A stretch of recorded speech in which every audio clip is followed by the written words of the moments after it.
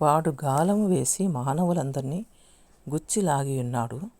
ఉరులు వగ్గి చిక్కించుకొనుచున్నాడు. వాడు తన వలతో వారిని కూర్చుకొని సంతోషపడి గంతులు వేయుచున్నాడు అని వాక్యం సెలవిస్తుంది. అపవాది మనకన్నా ఎక్కువగా కష్టపడి చాలా చురుకుగా పనిచేస్తున్నాడు తెలుసా.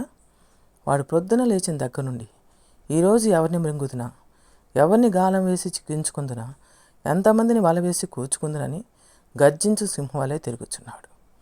రక్షణ పొందుకున్న మనము దేవుని కార్యాలు ఎంత శ్రద్ధగా చేస్తున్నాం.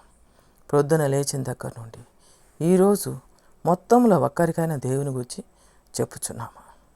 కనీసం వారానికి ఒకరికైనా చెప్పుచున్నామా? నెలకు ఒకరికైనా చెప్పుచున్నామా?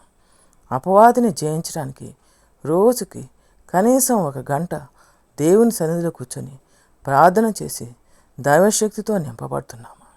మనల్ని మనం ఆత్మ పరిశీలన చేసుకోమని నేటి దినం దేవుడు హెచ్చరిస్తున్నాడు. ఆమేన్.